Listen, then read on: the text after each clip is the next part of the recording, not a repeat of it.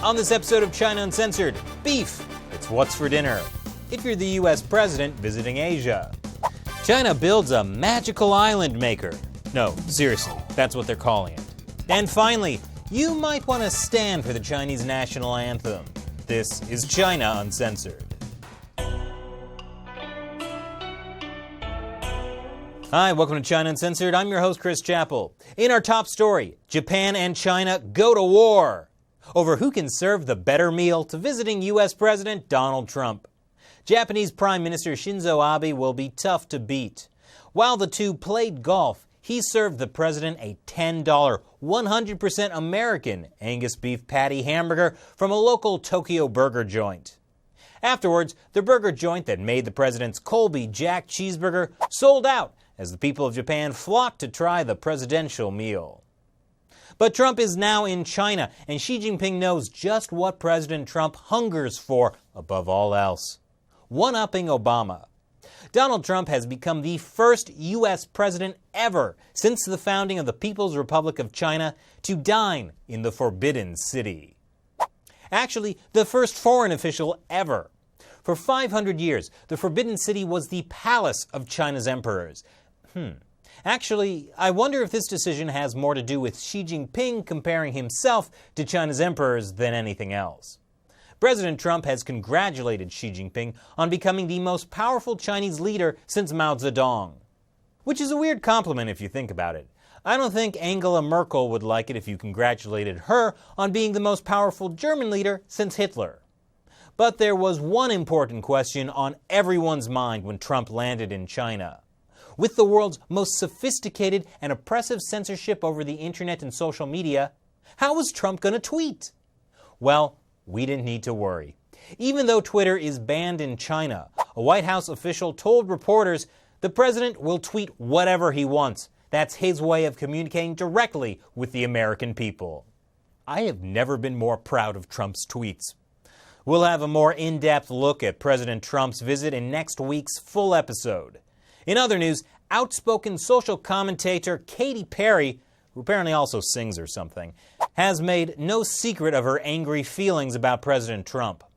But when it comes to China, a country where leaders routinely kill their own citizens, she might not be so outspoken. China Digital Times uncovered this letter floating around on Weibo, allegedly from Katy Perry.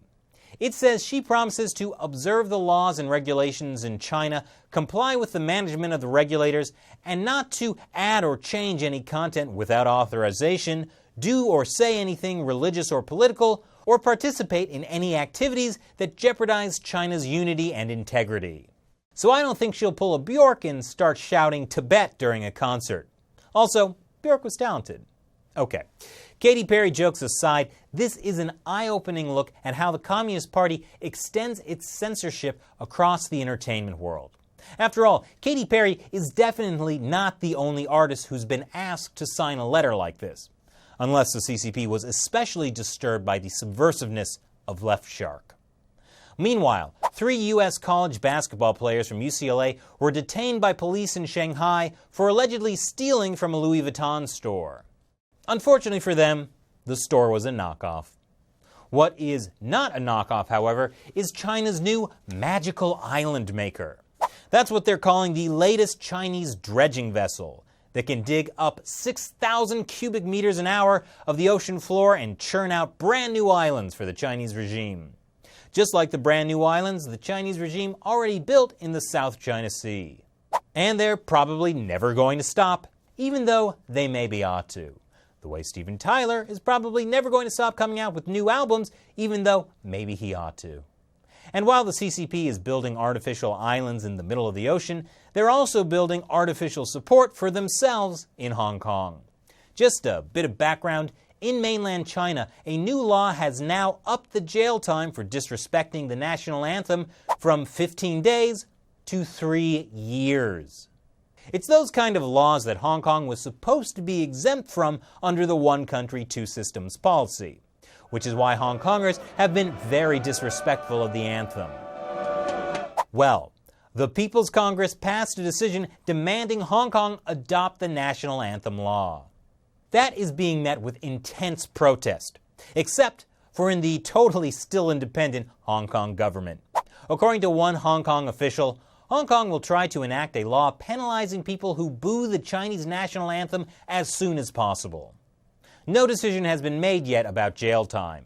Speaking of jail time, and Hong Kong's eroding freedoms, umbrella movement leaders Joshua Wong and Nathan Law have been given a chance to appeal their prison terms. You know, the ones the courts re-sentenced after judges decided their original sentences of community service that they'd already served weren't harsh enough. And also after Nathan Law had become an elected official, but was then kicked out for reasons totally unrelated to the fact that he's critical of the Chinese Communist Party. What do you think? Leave your comments below. Thanks for watching this episode of China Uncensored. Once again, I'm your host, Chris Chappell. See you next time.